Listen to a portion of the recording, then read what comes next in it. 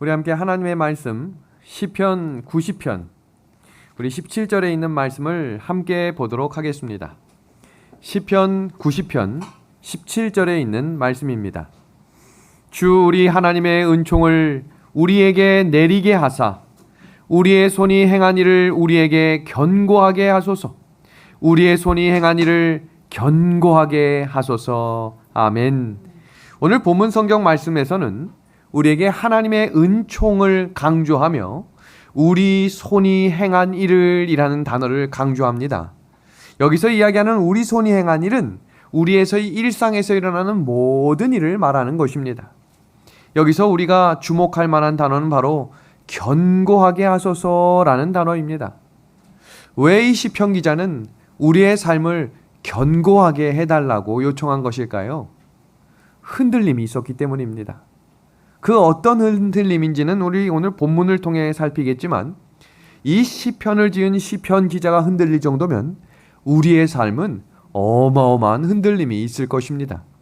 그럼 우리의 삶 가운데 오늘 말씀의 주제와 같이 하나님의 은혜로 나의 일상이 견고하게 하소서라는 기도의 제목이 우리의 기도가 되어야 할 줄로 믿습니다. 제가 이번 한 주 동안은 저희 아버지를 모시고 이 제주도에 잠시 휴가차 다녀왔습니다. 이 3부자 여행을 계획해서 아버지와 아들과 손자가 함께하는 여행을 다녀왔는데 저희 아버지의 연세가 고희 70세가 되셨기 때문입니다. 이 고희라는 단어가 언제 나온 단어인가를 살펴보니까 인생 70 고래희라는 단어에서 유래한 단어가 고희라는 단어로 정착이 된 것입니다. 이 단어의 뜻은 무슨 말이냐면 사람이 나이 이르는 예로부터 드문 일이다 라고 이야기하고 있는 것입니다. 오늘날로 비추어 보면 생활 수준 향상과 의료 혜택으로 선진국의 평균 수명이 이제 70세를 훌쩍 넘고 있지만 저희 아버지는 지금 저보다 젊은 시절에 위암 사기를 보내셨기 때문에 지금 살아있는 것이 하나님의 은혜요. 지금 이렇게 손자와 함께 손을 잡고 걷는 것이 얼마나 행복한 일인지를 매일매일 고백하며 아주 즐거운 시간을 보내고 돌아왔습니다. 여기서 이야기하고 있는 우리 성경 말씀 중에 너무나 잘하는 말씀 있죠. 사람이 강건하면 몇 살이라고 이야기해요? 70이라 라고 이야기하는 말이 오늘 성경 본문 시편 90편에 나오는 말씀입니다. 도대체 왜 시편 기자는 왜 사람의 나이를 70 또는 80이라고 이야기했을까요? 그 이유는 인생은 길이에 있는 것이 아니라 인생은 깊이를 알아야 참된 인생을 살아갈 수 있다라는 사실을 정확히 알고 있었기 때문입니다. 우리 다 함께 성경 말씀 시편 90편에 있는 말씀을 다 함께 찾아서 보겠습니다. 우리 방송으로 보고 계신 분들도 함께 성경을 펴서 우리 시편에 있는 말씀을 우리 성경 구절 한 구절 한 구절 같이 한번 읽어보도록 하겠습니다. 시편 90편 1절부터 있는 말씀입니다. 주여 주는 대대에 우리의 거처가 되셨나이다. 산이 생기기 전 땅과 세계도 주께서 조성하시기 전 곧 영원부터 영원까지 주는 하나님이시니이다. 주께서 사람을 티끌로 돌아가게 하시고 말씀하시기를 너희 인생들은 돌아가라 하셨사오니 주의 목전에는 천년이 지나간 어제 같으며 밤의 한순간 같을 봄이니이다. 주께서 그들을 홍수처럼 쓸어 가시나이다. 그들은 잠깐 자는 것 같으며 아침에 돋는 풀 같으리니 풀은 아침에 꽃이 피어 자라다가 저녁에 시들어 마르나이다. 우리는 주의 노에 소멸되며 주의 분내심에 놀라나이다. 주께서 우리의 죄악을 주의 앞에 놓으시며 우리의 은밀한 죄를 주의 얼굴빛 가운데 두셨사오니 우리의 모든 날이 주의 분노 중에 지나가며 우리의 평생이 순식간에 다하였나이다. 우리의 연수가 70이요 강건하면 80이라도 그 연수의 자랑은 수고와 슬픔뿐이요 신속히 가니 우리가 날아가나이다. 누가 주의 노여움의 능력을 알며 누가 주의 진노의 두려움을 알리까? 우리 12절 말씀 다 함께 한번 읽어주시기를 부탁드립니다. 우리에게 시작. 우리에게 우리날 계수함을 가르치사 지혜로운 마음을 얻게 하소서. 아멘. 우리 이어지는 말씀은 우리가 잠시 후에 살피도록 하겠습니다. 시편 90편. 우리 오늘 성경 부제 한번 같이 보고 읽어주시겠습니까? 시편 90편의 부제 뭐라고 기록되어 있습니까? 하나님의 사람 모세의 기도. 그러니까 오늘 이 시편 90편은 누가 쓴 거예요? 모세가 쓴 것입니다. 그런데 모세가 쓴 이 시편에 왜 강건하면 80이라고 이야기한 것일까? 왜 그는 흔들림이 있었기 때문에 견고하게 해달라고 기도를 했을까? 오늘 시편 90편은요, 우리 세 부분으로 나뉘어지는데 첫 번째 부분은 하나님의 영원하심과 인간의 유한함을 기록하고 있습니다. 모세는 장군이었고요, 정치를 공부했던 사람이었고 왕이 될 정치학 박사였습니다. 그런데 이 사람은 무를 겸비한 사람이었습니다. 시도 잘 썼어요. 누구처럼? 다윗처럼 말입니다.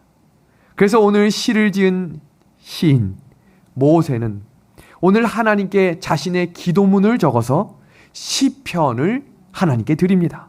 그 이야기가 시편 90편입니다. 그 첫 번째 이야기가 하나님은 영원하시고 사람은 유한하다. 두 번째 고백은 사람이 하나님과 함께 할 수 없는 유일한 이유는 죄 때문이다 라고 이야기하고 있습니다. 그리고 세 번째는 이 죄로 인한 하나님께 갈 수 없는 이 나약한 인간이 유일하게 하나님께 갈 수 있는 방법은 이것밖에 없다. 그분이 바로 예수 그리스도입니다. 그거에 대한 고백이 세 번째 부분에 모세가 하나님께 드린 지혜의 기도라고 기록하고 있는 것입니다. 여기 그림을 한번 봐주시겠습니까?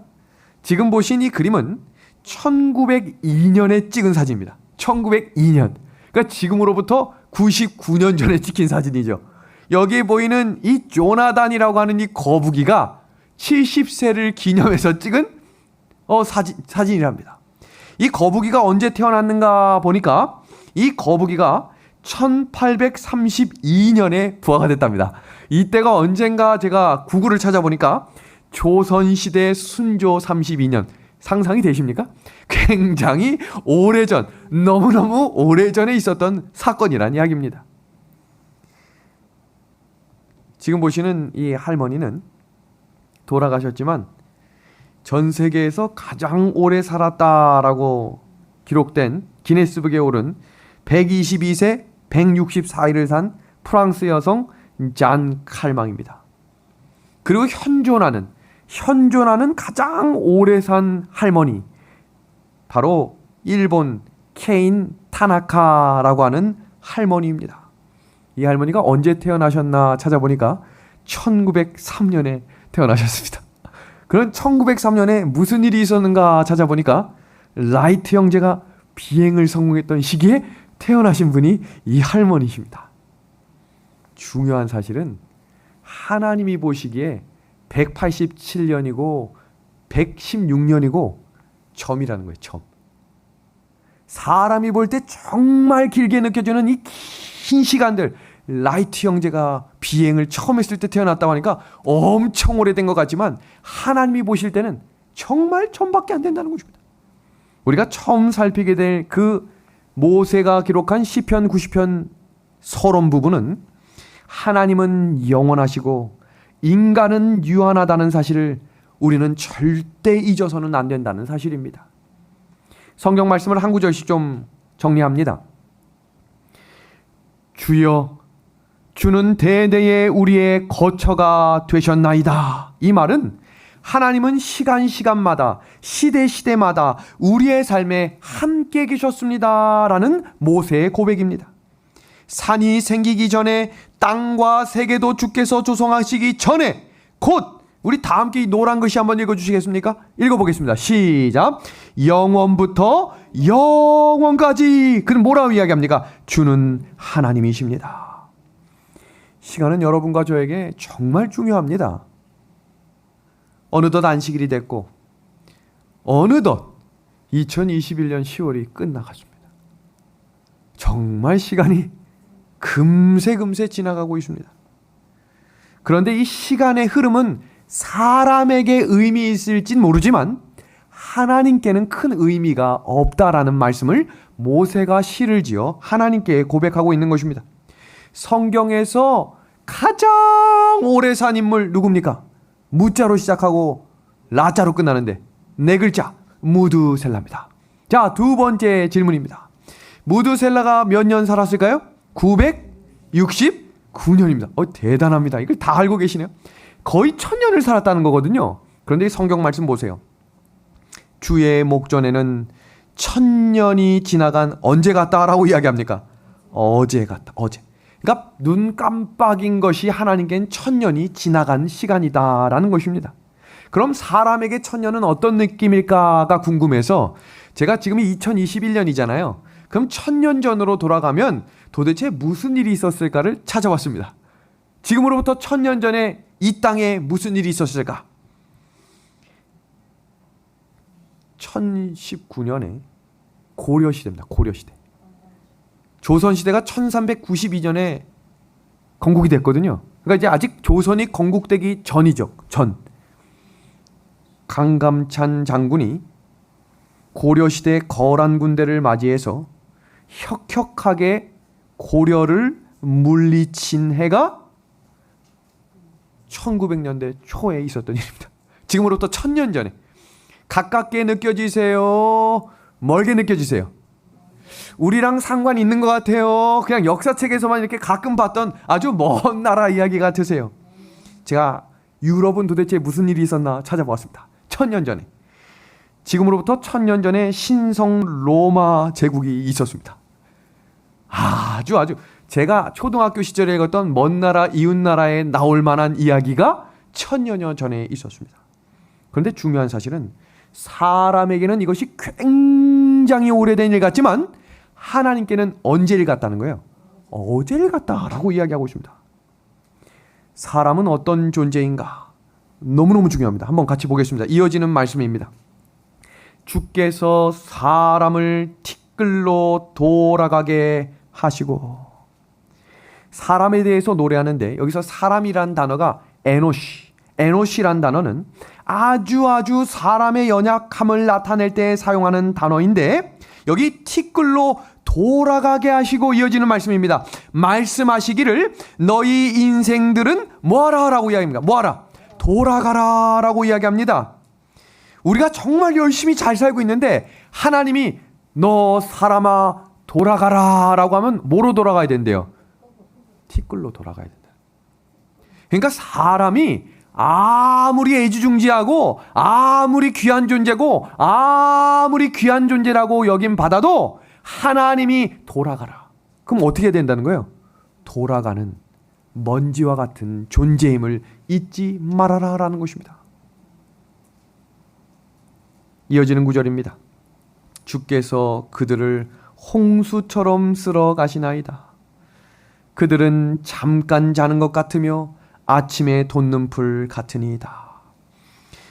그들은 잠깐 자는 것 같다. 여러분 피곤할 때 아주 5분, 10분 잠깐 자고 일어나서 개운했던 경험 있으십니까? 그런 개운했던 경험들 다른 성경을 보면 꿈꾼 것 같다라고 이야기하고 있는데 지금 사람의 인생은 한순간에 꿈을 꾼 것 같이 순식간에 지나버리고 마는 인생임을 기억해야 한다라고 이야기하고 있는 것입니다. 이것이 젊은 청년들에게는 아이고 너무 먼 이야기 같습니다 라고 이야기하지만 여기 80세 이상 어르신들에게 인생을 돌아보면 어떻습니까? 라고 이야기하면 총알보다 빠르다라고 이야기하는 어르신들이 많이 있습니다. 시간이 정말 금방 흘러가는 것입니다. 이어지는 구절 볼까요? 노란색 글씨만 보겠습니다. 평생이 순식간에 우리의 연수가 70이요 강건하면 80이라도 그 연수의 자랑은 뭐와 무엇뿐이라고 이야기합니까? 수고와 슬픔뿐이요. 신속히 가니. 우리 이어지는 구절 같이 읽어보겠습니다. 우리가 시작. 우리가 뭐 한대요? 날아간대요. 여기서 시간이 누가 제일 빨리 갈까요? 제가 어른들하고 대화를 해보면 50대 분들은 50km, 60대 분들은 60km. 뭐 아닌 것처럼 저를 쳐다보고 계신데 하만식 장로님 맞아요? 지금 80km로 달리고 계신가요? 대답을 안 하시기 때문에 넘어가도록 하겠습니다. 순식간에 지나가는 인생길을 기억하라는 것입니다. 187년을 살은 이 거북이도 하나님이 보시기엔 티끌과 같은 아무것도 아닐 수 있다라는 것입니다. 최근에 한 사진을 누군가 저에게 카톡으로 보내줬는데 이 사진의 제목이 아주 재밌습니다. 카톡의 이 사진의 제목이 삶입니다. 삶. 근데 잘 보니까 여기 돈을 많이 버는 사람이 이 돈더미 위에 올라가 보니까 밖에 안 보여요. 고개가 이 창문 위로 넘어가서 밖에 안 보여요. 그 다음에 책 위에 올라간 사람은 빼꼼히 보이는 것 같은데 잘 안 보여요. 돈하고 이 책을 균형지게 가지고 있는 사람은 잘 보인대요. 근데 아무것도 없는 사람도 안 보여요. 그러니까 돈이 아주 많거나 아주 없거나 거기서 거기다라는 말을 카툰으로 누가 그린 그림이에요. 근데 이어지는 그림이 우리에게 많은 것을 생각하게 합니다. 자, 볼까요? 젊은 시대의 사람들은 돈을 따라 뛰어갑니다. 열심히 뛰어갑니다. 그리고 이제 중년이 되면 이제 돈을 좀 모았다고 생각하기 때문에 더 따라갑니다. 더 따라갑니다. 그런데 이제 돈을 다 모았다라고 생각할 때 하나님께서 뭐라고 이야기하신대요? 돌아가라. 돌아가라. 아무것도 아니라는 것입니다. 근데 분명한 것은 마음은 알겠는데 자꾸 머리가 따라가요. 오늘 이 글을 좀 같이 봐주시기 바랍니다. 영원이라는 신에게 속한 시간이라면 그 중에 순간을 잡아 쓰는 것이 목숨이다. 이 땅에서 70세, 80세, 90세까지 장수하고 살아가는 것은 중요하지만 그것은 순간이라는 사실을 잊으시면 안 됩니다. 영원한 것이 아니라는 사실입니다. 모세가 애굽에서 왕의 교육을 40년간 받았던 그에게 여러 세상의 유혹들이 흔들리지 않을 수 있었던 이유는 그는 영원한 것에 눈을 두었기 때문이다 라고 이야기하고 있습니다. 영감의 글을 좀 보겠습니다. 모세의 믿음은 그로 하여금 보이지 않는 영원한 것을 보도록 이끌었다. 그가 왕궁 생활에 빛나는 매력을 떠난 것은 그곳에 죄가 있었기 때문이다. 그는 현재에 그리고 단지 황폐화되고 멸망할 뿐인 좋아 보이는 것을 포기했다라고 이야기합니다. 여기 중요한 단어들을 제가 노란색 박스로 칠해놨는데 모세가 떠난 이유는 그곳에 뭐가 있었기 때문이라는 거예요. 죄라고 이야기합니다. 그것은 멸망할 것, 황폐할 것, 사라질 것이라는 것입니다. 이어지는 영감의 글을 보겠습니다. 진정한 매력인 영원한 것이 그에게는 가치가 있었다. 모세가 한 희생은 실로 희생이 아니었다. 그에게 있어서 희생이란 현세적이고 외적으로 부풀려 있는 것을 확실하고 고상하며 불멸의 것을 위해 포기하는 것이었다. 여기서 보시면 모세가 한 희생은 실로 희생이 아니었대요. 사람의 눈으로 볼 때는 지금 그대로만 있으면 왕으로 등극할 수 있는 대단히 중요한 지점을 선점했던 모세가 떠났던 이유가 사람들 눈에 볼 땐 희생이라 생각할 수 있지만 그것은 희생이 아니었다는 것입니다. 왜냐하면 그것도 영원한 것이 아니기 때문입니다. 여러분, 옷걸이라는 시 들어보셨습니까? 그 옷걸이 시를 제가 아주 자주 읽습니다. 우리가 사회에서 갖고 있는 지위, 직분, 명예는 옷걸이라는 것입니다. 그 옷걸이에 양복을 걸어놓으면 양복걸이지만 잠바를 걸어놓으면 잠바걸이가 되는 것입니다. 그 어떤 인생도 지금 가지고 있는 그 지위가 영원하지 않다는 것입니다. 근데 사람들은 그 자리에 가면 꼭 영원할 것처럼 행동하고 말을 하고 사람들의 마음을 상처를 줍니다.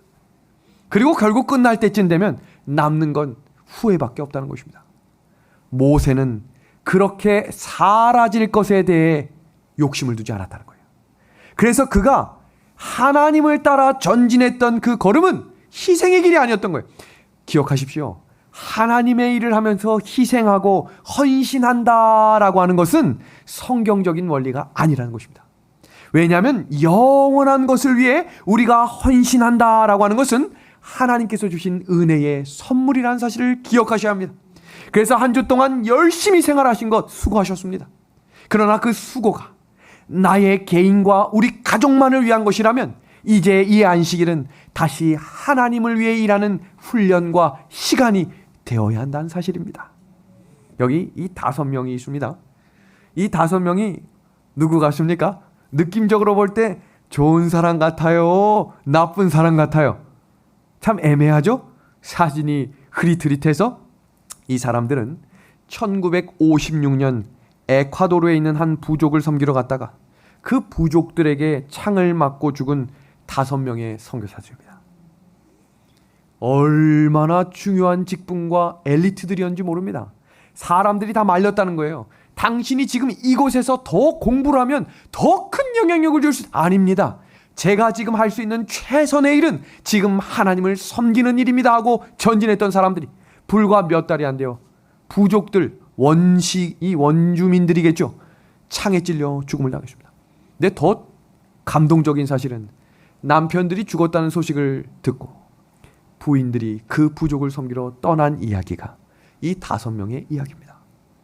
이 감동적인 이야기 속에 이 가운데에 있는 인물이 짐 엘리엇이라고 하는 한 사람이었는데, 그 짐 엘리엇이 그 선교를 떠나며 자신을 응원하고 기도로 격려하는 많은 사람들에게 쓴 편지가 발견되었습니다. 그 편지의 내용을 좀 잠시 소개하겠습니다. 잃어버릴 수 없는 것을 얻기 위해 지킬 수 없는 것을 내어주는 바보가 아니다. 굉장히 철학적인 것 같지만 그 의미를 편지에 이렇게 이야기했습니다. 잃어버릴 수 없는 것, 예수님의 십자가입니다. 잃어버릴 수 없는 것, 하나님께서 나에게 주신 구원입니다. 잃어버릴 수 없는 것, 하나님이 허락하신 영원한 생명이라는 것입니다. 잃어버릴 수 없는 것을 얻기 위해 나는 지금 떠난다는 것입니다. 왜 가지 못하게 말렸을까요? 그 원주민들은 상식 밖의 행동을 하니 가지 말라는 것입니다. 그러나 나는 떠납니다. 그리고 이렇게 말합니다. 지킬 수 없는 것들이 있다. 그것은 나의 육체는 내가 지킨다고 말을 하지만 내 육체는 내가 지키는 것이 아닙니다. 내 목숨 또한 내가 지킨다고 이야기하지만 내 목숨 또한 내가 지킬 수 있는 것이 아닙니다 라고 고백한 것입니다. 지금 이 짐 엘리엇 선교사는 하나님께서만이 영원하고 사람은 유한하다는 모세의 말씀을 기억했던 것입니다. 믿음의 아내 가족 여러분, 기억하십시오. 지금 이 상태는 영원하지 않습니다. 겸손하게 하나님께서 주신 은혜를 힘입어 하나님의 말씀을 따라 나아가게 되기를 우리 예수님의 이름으로 소망합니다. 2번째 장면, 모세가 하나님은 영원하십니다. 사람은 유한합니다. 그리고 그 사람이 하나님으로부터 분리되는 순간 끝이 납니다 라는 고백을 하며 그의 주제를 이렇게 설명합니다. 죄는 영원하신 하나님으로부터 사람을 분리시킵니다.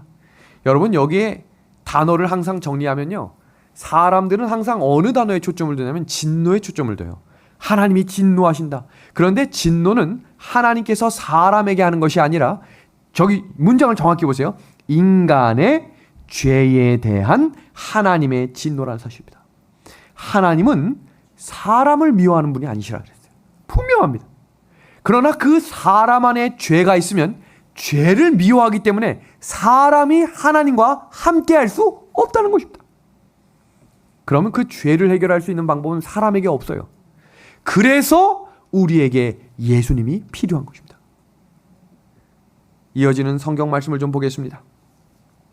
우리는 주의 노에 소멸되며 주의 분내심에 놀라나이다. 지금 이어지는 구절들을 보시면 노란색 글씨에 중요한 단어들이 나오는, 강조되는 단어를 보세요.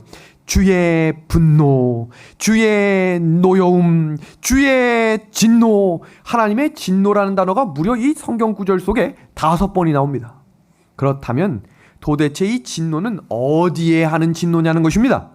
붉은색 밑줄 보겠습니다. 우리의 죄악에 분노하시는 것입니다. 우리의 은밀한 죄를 뭐 한다는 겁니까? 분노하신다는 것입니다. 맨 마지막 문장 보겠습니다. 누가 주의 진노의 두려움을 알리까? 알리까라는 말은 안단 말일까요? 모른단 말일까요? 모르니 죄를 진단 말이에요. 하나님께서 죄를 얼마나 싫어하시고 그 죄에 대해 진노하신다는 사실을 알면 사람들은 죄를 질 수 없어요. 그런데 이 사실을 모르기 때문에 사람들이 죄를 두려워하지 않고 짓는다라는 말입니다. 지금 모세가 우리에게 강조하는 것은 하나님이 가장 싫어하는 것은 성경에서 이야기하고 있는 죄라는 사실입니다. 그 은밀한 죄들을 하나님께 내어놓아야 한다라는 말을 하고 있는 것입니다. 하나님이 죄를 얼마나 싫어하시는지를 성경에서 직접적으로 보여주시는 장면이 바로 예수님의 십자가입니다. 예수님이 십자가를 앞두고 하나님 이 잔을 내게서 옮기시옵소서라고 기도하신 이유는 십자가의 고통이 무섭거나 십자가를 지기 싫으셔서가 아니에요. 성경 주석을 보면 하나님과 분리된 적이 단 한 번도 없는 분이 이 죄 때문에 영원히 분리된다는 사실을 알고 계셨어요. 그래서 예수님이 이 땅에서 죄를 짓지 않으실 수밖에 없었던 이유는 하나님이 죄를 싫어하신다는 사실을 아셨기 때문에 진노할 수밖에 없는 상황에서도 그분은 참으신 것입니다. 화를 낼 수밖에 없는 정확한 나를 조롱하고 하나님을 멸시하는 그 자리에서도 예수님은 그대로 온유하고 걸어가신 것입니다. 십자가에서 불리는 영감의 글을 보면 우리는 예수님이 십자가에 달려 돌아가신 이후에 부활하시고 바로 일어나실 건데 왜 그렇게 걱정하실까라고 생각하지만 예수님은 죄의 분리를 한 번도 경험해 보신 적이 없어서 영원히 분리될 수도 있다는 사실을 알고 계셨다 이랬어요. 그러니까 죄를 지으면 영원히 하나님과 분리될 수 있다는 사실을 아셔야 해요. 우리가 하는 잘못된 행동, 우리의 말, 우리의 태도로 하나님과 영원히 헤어질 수 있다면 지금 우리의 행동 하나하나를 더 신중하게 하셔야 한다는 사실입니다. 그것을 예수님이 보여주신 것입니다. 성경에는 죄의 역사를 기록하고 있습니다. 창세기를 모세가 기록한 것은 알고 계시지요? 모세가 창세기를 기록한 장소는 미디안 광야에서 창세기를 기록했습니다. 모세도 사도 요한처럼 하나님께서 인류의 역사를 보여주시면서 그 역사의 흐름 중에 하나님이 가장 싫어하는 한 가지를 보여주셨어요. 그것이 바로 죄였습니다. 그래서 창세기부터 기록되는 장면마다 모세의 기법과 기술을 보면 하나님이 죄를 얼마나 싫어하시고 그 죄를 멀리 하시는지를 곳곳마다 기록하고 있습니다. 아담과 하와가 창조된 이야기는 금방 넘어가요. 보시면 그렇잖아요. 아침이 되고 저녁이 되니 이는 첫째 날이라 금방 넘어가요. 근데 창세기 3장부터 시작되는 그 죄에 대한 이야기가 아주 상세하게 자세히 기술되어 있다는 사실입니다. 그리고 이 모세가 출애굽을 하기 전에 바로 앞에 섰을 때도 무엇하고 싸우는 거예요? 바로하고 싸운다고 생각하시면 안 돼요. 바로 뒤에 있는 사단, 죄와 싸우는 것입니다. 끈질기게 죽어도 너 안 보냅니다. 그게 뭡니까? 죄의 특성입니다. 죽어도 안 보내는 것입니다. 그리고 그 죄는 예수님께서 은혜로 구원한 홍해 바다를 건넌 이후에도 끊임없이 반복되었습니다. 금송아지 앞에서 전에 하던 습관대로, 이래서 습관이 무서운 거예요.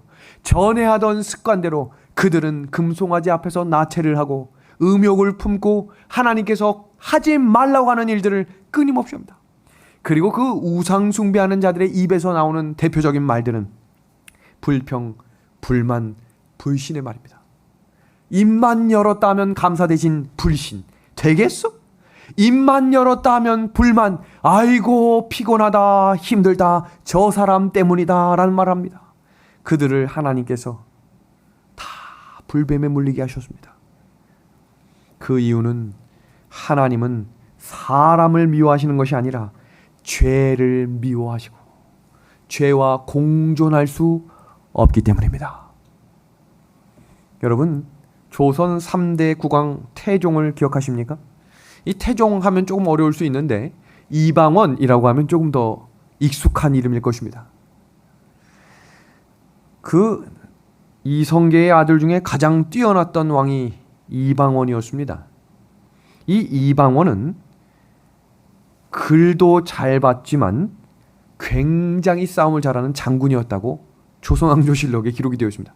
용맹했던 장군이었다. 이렇게 기록하고 있어요. 그런데 어느 날 원숭이도 어디서 떨어진다 그래요? 나무에서 떨어지는 것처럼 이 이방원이 사냥을 나가면 모든 사람들의 초점이 왕에게 쏠린답니다. 용맹을 드러낼 수 있는 시간이기 때문에. 근데 그때 말에서 떨어진 것입니다. 근데 여러분, 사관 들어보셨죠? 사관. 모든 일어나는 행적을 다 기록합니다. 그런데 그 행적을 기록하는 그 책을 볼 수 있어요, 없어요? 왕도 못 봐요. 왜냐하면 왕이 고칠 수 있기 때문에 그것이 나라 국법이었습니다. 못 봐요. 그런데 이 태종 이방원이 뭐라고 이야기했나 보세요. 과인이 말에서 떨어진 것을 사관이 알지 못하게 하라. 명령을 합니다. 왕의 어명이죠? 그런데 제가 이 내용을 어떻게 알았을까? 조선왕조실록에 기록이 돼 있더라고요. 보세요. 태조 대왕께서 사냥 중에 말에서 떨어진 뒤 과인이 말에서 떨어진 것을 사관이 알지 못하게 하라 라고 말했다 라고 쓴 것입니다. 대단합니까? 인간 역사가 이 정도라면 하나님께서 말씀하신 성경이 얼마나 완벽한 책인지를 기억하셔야 합니다. 사람이 쓴 책도 하나도 빠짐없이 간결하며 중요한 내용들을 다 기록했다면 우리가 가지고 있는 이 성경은 그저 그런 책이 아니란 사실입니다. 하나님께서 우리를 살리기 위해 내가 너를 살리기 원한다 라고 하는 그 언약의 말씀을 기억하셔야 합니다. 그러면 이제 우리는 우리의 은밀한 죄를 하나님께 내어놓아야 합니다. 하나님이 모르시는 죄는 없다는 것입니다. 사람만 알고 있는, 사람이 과연 이 죄를 알 수 있을 그 죄를 오늘이 안식일 하나님께 내려놓으십시오. 그리고 그 죄는 사람이 해결할 수가 없습니다. 우리가 그 죄를 해결하기 위해 그 죄를 해결하신 십자가 앞에 나가는 것입니다. 이어지는 성경 말씀을 보겠습니다. 우리의 평생이 순식간에 다하였나이다. 수고와 슬픔뿐이다. 모세가 정말 다양한 인생을 살아봤잖아요. 나일강에서 죽을 뻔했다 건짐을 당했습니다. 40년 동안 정말 최고의 인생을 살았겠죠? 근데 또 40년은 저 미디안 광야에서 아무도 모르는 그냥 척박한 광야에서 살았습니다. 그리고 나머지 40년은 이 200만 대군, 거의 500만이라고 이야기하는 이 대군을 이끌고 그 광야에서 사는 인생을 살았는데 모세가 하는 말을 보세요. 그 평생이 순식간에 간다. 그럼 도대체 모세가 지금 이 시편 90편을 우리에게 기록해서 읽혀지게 하려고 하는 이유가 뭘까요? 그것은 이 땅의 삶이 끝이 아니라는 거예요. 내가 왕궁에서도 살아봤고 광야에서도 혼자 살아봤고 200만 대군과 함께 큰 지도자도 돼보았지만 그것이 끝이 아니다라는 것입니다. 그리고 죄악된 삶이 계속되면 주의 진노를 피할 수 없으니 우리에게 그 피할 수 있는 길을 설명하겠다라고 이야기하며 기록한 이야기가 시편 90편 후반부입니다. 마지막 자리. 너희들은 피해야 한다. 그 진노의 자리, 죄의 자리에서 떠나야 한다. 그러면 그 진노의 자리에서 떠날 수 있는 방법을 모세가 기도로 기록해 놓은 거예요. 그것을 5번의 기도라고 해서 모세의 지혜의 기도라고 불리워집니다. 그럼 도대체 모세는 그 5번의 기도를 어떻게 드렸을까? 지금부터 하나씩 좀 간단하게 좀 소개하겠습니다. 첫 번째입니다. 우리 한번 같이 읽어주시겠습니까? 모세가 하나님께 드린 기도입니다. 같이 읽어보겠습니다. 인생의 날이 시작. 인생의 날이 얼마인지 알게 하소서. 시편 90편 12절의 말씀입니다. 우리 날의 수를 가르쳐 주소서. 우리가 지혜의 마음을 갖게 하소서. 제가 지금 한 시계를 보여드릴게요. 이 시계를 보시면 우리 각 가정에 있는 시계랑 별반 다를 게 없죠? 우리 뒤에도 있는 저 시계. 근데 이 시계의 특징을 보면 계속 돌 것 같아요. 그죠? 이 시계가 끝이 없을 것 같아요. 그죠? 그런데 지금 다른 시계를 좀 보여드릴게요. 예섭이가 지지난주에 저하고 출장을 갔다가 그 에덴, 백투 에덴에서 식탁마다 뭐가 있었냐면 모래시계가 있었어요. 근데 예섭이가 그걸 처음 본 거예요. 태어나서. 이게 뭐야? 물어보는 거예요. 그래서 제가 이것도 시계야 그랬더니 에이 시계가 왜 이래 그래요. 그래서 제가 설명을 했죠. 이거는 30분이 되면 끝나는 거야. 자, 보겠습니다. 지금 이쪽에 보고 있는 이 시계도 시계고 그 반대편에 있는 이 시계도 시계죠. 그럼 어떤 것이 진짜 시계일까요? 시간은 끝이 있습니다. 이 시계는 계속해서 흘러서 1000년이 지나가지만 각 사람에게는 각자에 맞는 끝이 있다는 것입니다. 그런데 여기 뭐라고 이야기하고 있습니까? 우리 날의 수를 가르쳐 주십시오. 여기서 내가 언제까지 살 수 있다라는 시간을 알고 계신 분 혹시 있습니까? 아무도 없죠? 아무도 없죠? 누가 어떻게 될지 정말 아무도 모르는 것이기 때문입니다. 한 이야기를 좀 설명드리겠습니다. 한 사람이 정말 고생하다가 어렵게 성공을 했습니다. 겸손했고 남을 돌아볼 줄 알았기 때문에 성공을 했지만 주변에서 많은 격려와 칭찬을 받았습니다. 그동안 고생 많았다. 정말 수고했다. 그렇게 이제는 평평대로의 길로만 남았다라고 생각했던 그 어느 날 시한부 인생 판정을 받는 것입니다. 억울할까요? 안 억울할까요? 병원에 입원을 했는데 잠이 안 오는 것입니다. 억울해도 이렇게 억울할 수가 없어요. 남들보다 잠 더 잤고 덜 잤고 남들보다 쓸 것 덜 쓰고 남들 일 안 할 때 일했고 남들이 봉사 안 할 때 더 열심히 봉사하며 주변 사람도 챙겼는데 이 사람은 정말 지나가는 개미 한 마리도 안 죽일 만큼 양심대로 살았다라는 글이 나와 있습니다. 그런데 찾아온 것은 의사가 이렇게 말하는 거예요. 죄송합니다. 병원에서 할 게 없습니다. 1년이 남으셨습니다. 퇴원을 하셔도 되고 병원에 계셔도 됩니다. 너무 억울하고 황당해서 일단 병원에 입원하셨다는 거예요. 주변에서 친구들이 몰려오는데 얼마나 잘 살았는지 친구들이 끊임없이 오는 것입니다. 그런데 문제가 생겼습니다. 오는 친구들마다 정말로 욥의 친구들이 아니라 정말로 진심으로 눈물을 흘리고 어떡하냐. 너같이 선한 친구에게 이런 일이 생길 수 없다. 같이 눈물을 흘리고 시간이 지났습니다. 그런데 불과 며칠이 지나지 않아 더 마음 아픈 소식을 듣게 되었습니다. 병실에 왔던 한 친구가 집에 돌아가는 길에 교통사고로 그 자리에서 즉사한 것입니다. 이것을 몇 시간 전으로 돌아가 보면 지금 누가 누구를 위로하고 있었어요?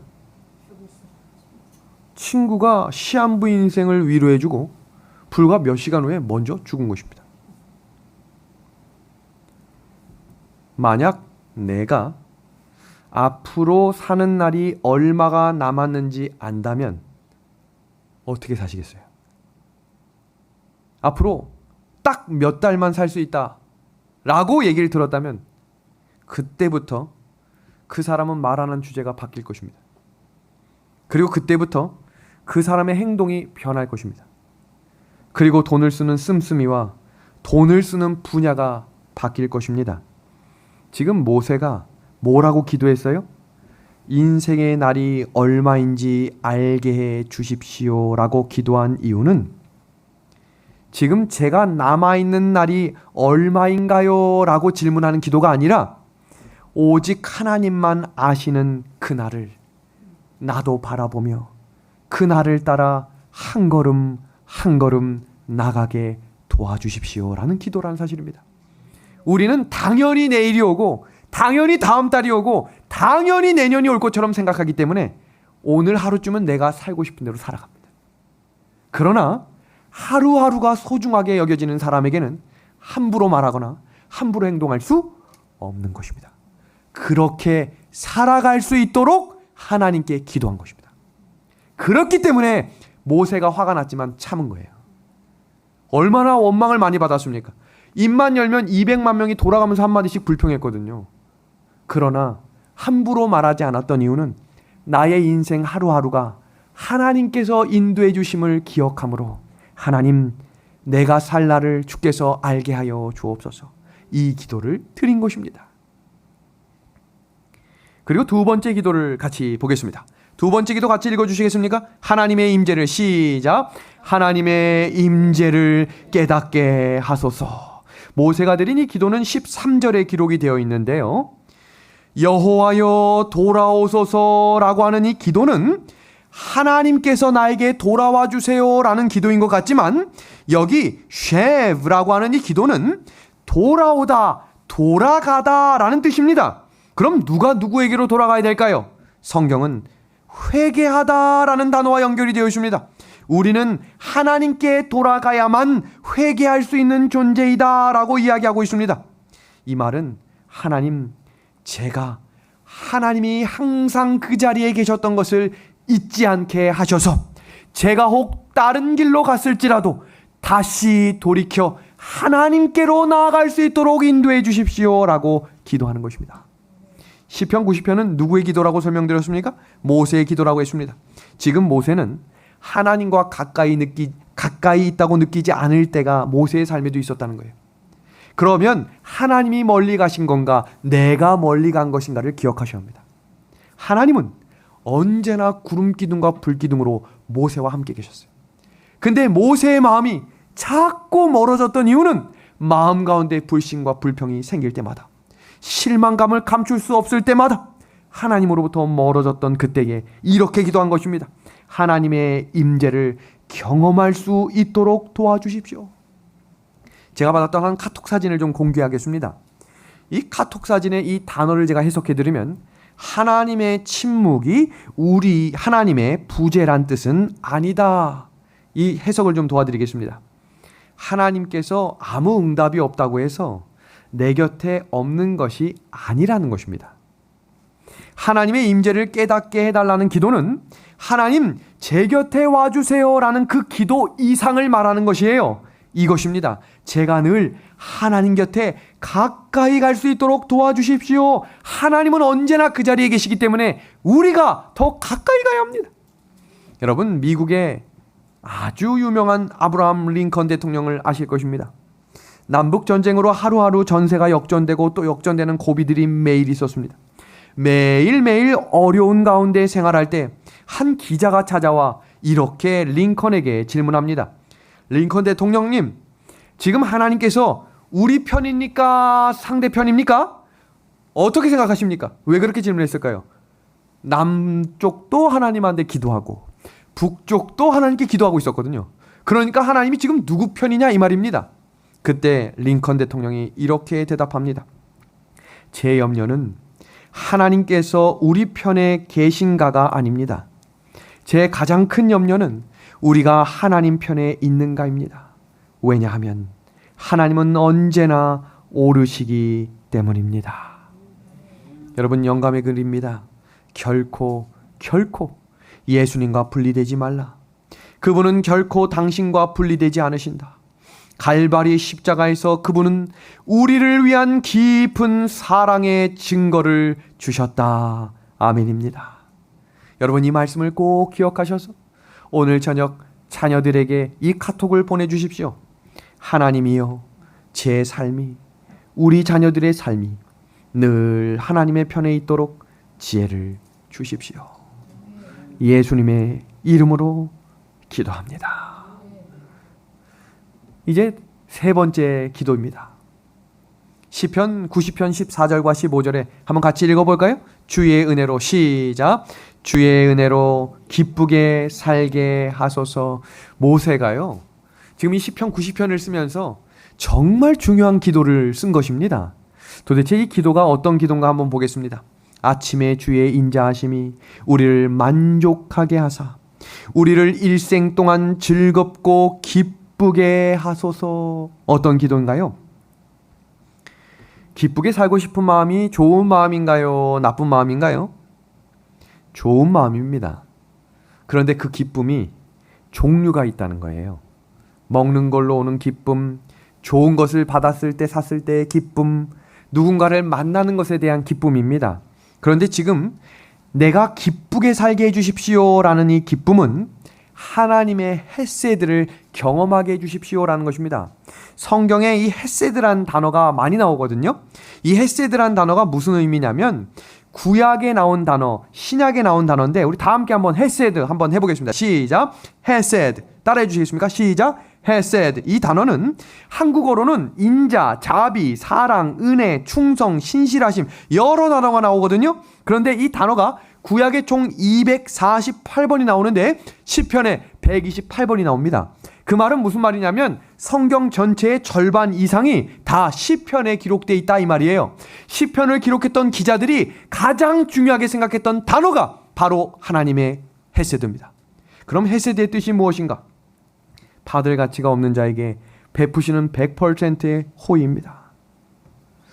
이 모세가 고민하며 하나님께 드렸던 기도는 하나님, 제가 하나님의 인자하심을 잊지 않는 자가 되게 하셔서 주의 은혜로 기쁘게 살아가게 해주십시오. 모세의 삶 속에는 정말로 롤러코스터와 같이 기쁠 때와 슬플 때가 정말로 확연하게 차이가 났습니다. 상상할 수 없게 말입니다. 제가 얼마 전에 출장을 다녀오면서 KTX를 참 오랜만에 탔는데 어느 터널을 들어갔는데 웬만하면 이 터널이 끝날 때쯤 됐다 했는데 터널이 끝나질 않는 거예요. 그렇다면 만약에 여러분들 터널에 들어가서 껌껌합니다. 껌껌하다고 해서 그 기차에서 내리실 분 있습니까? 그 달리는 기차에서 껌껌해 난 내리겠다 이런 분 없으시죠? 그 이유가 뭡니까? 이 터널이 언젠가는 끝난다라는 사실을 알고 있기 때문이죠. 우리가 타고 있는 이 기차는 그 기관사가 하나님이십니다. 그렇다면 지금 걸어가는 그 길이 내가 생각하는 것과 좀 다를지라도 내리지 마시고 기다릴 줄 알아야 합니다. 그것이 성경에서 이야기하는 헤세드의 신앙입니다. 하나님께서는 반드시 이 시련의 터널을 언젠가는 끝나게 하시고 밝은 길로 인도하시는 분이 헤세드입니다. 이 사실을 신뢰하는 귀하고 복된 안식일이 되기를 우리 예수님의 이름으로 소망합니다. 여기 보세요. 인자하심을 이야기하며 우리 일생 동안 즐겁고 기쁘게 해주십시오.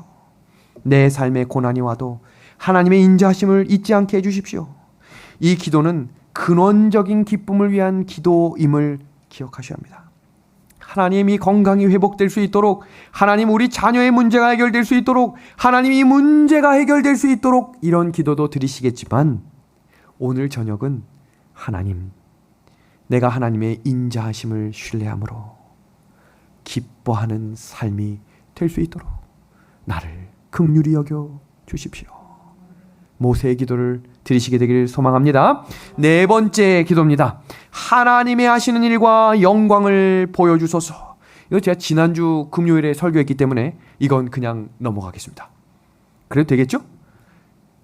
90편 16절을 보시면 하나님의 영광을 보여주십시오 라고 하는 기도가 왜 중요한지를 소개하고 있습니다. 여기 보겠습니다. 요것만 설명하고 넘어갑니다. 당신의 마음을 들어 예수님께 머물게 하라. 그러면 당신은 침대에 있든 차에 있든 공장에 있든 부엌에 있든 즉시 성소 안에 있게 될 것이다. 제가 지난주에 설교했더니 많은 분들이 이런 질문을 보내셨어요. 목사님, 그럼 하나님의 영광을 볼 수 있는 건 어떤 겁니까? 오늘 이 말씀을 주목해서 보십시오. 어떤 일을 하든지 하나님을 주인으로 모시고 하나님을 높이기로 결심한다면 어디서라도 하나님을 만날 수 있다는 것입니다. 장사하면서도 하나님을 만날 수 있고, 설거지를 하면서도 하나님을 볼 수 있고, 운전하면서도 하나님을 만날 수 있다고 하나님은 약속하셨습니다. 우리도 이런 기도를 드려보면 좋겠습니다. 마지막 기도입니다. 하나님의 은혜로 일상이 견고하게 하소서.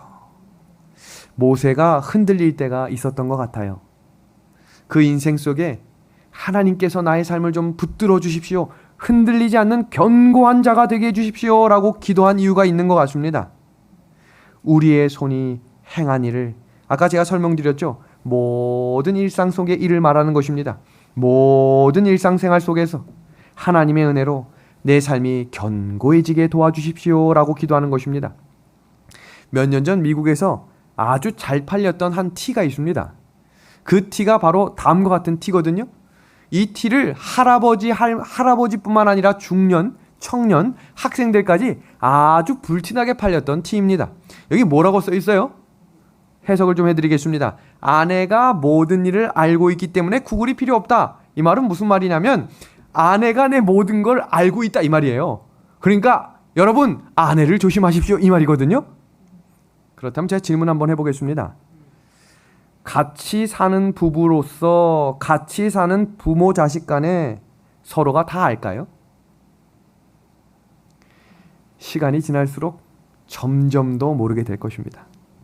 지금에야 뭐 윤예섭, 윤태섭이가 어리기 때문에 쫑알쫑알 되는 이야기를 들어보면 하루 일과를 다 깨치할 수 있지만 어느 순간 이 녀석들이 방문을 안 열 때가 오겠죠? 그리고 눈빛을 안 마주치려고 할 때가 있겠죠? 같이 살지만 서로가 서로를 더 모르고 지내는 삶이 어쩌면 가장 가까운 사람일 수 있습니다. 여러분, 어린 시절에는 엄마, 아빠를 자주 불렀어요. 근데 생각해 보시면 인생의 연수가 깊어질수록 엄마, 아빠를 부르는 시간이 점점 줄어듭니다. 그 이유가 무엇인 줄 아세요? 스스로 해결할 수 있는 것들이 많아지기 때문이에요. 그리고 그것이 어느 시점을 넘어서면 그 엄마, 아빠가 자녀를 부르는 시간이 와요. 그것은 무슨 말이냐면 어느덧 보호를 받는 입장에서 보호를 해주는 입장으로 됩니다. 이 말은 이제는 더 이상 내 고민을 얘기할 수 없는 시점이 온다 이 말이에요. 그 인생을 살아가는 우리에게 하나님께서 이렇게 말씀하십니다. 우리의 모든 것을 다 아시는 분이 있다. 그것이 바로 우리 예수님이라는 사실이에요. 모세가 오늘 시편 90편 마지막을 정리하며 예수님이 우리의 아픔과 우리의 슬픔과 우리의 분함을 다 아신다. 그러니 그분에게 우리의 아픔을 내려놓아라. 우리의 모든 문제를 해결하실 것이다. 그렇게 우리에게 그 해결을 알려주시기 위해 다시 안식일을 허락하신 우리 하나님께 감사하는 복되고 거룩한 안식일이 되기를 소망하며 오늘 이 저녁 말씀을 마치도록 하겠습니다.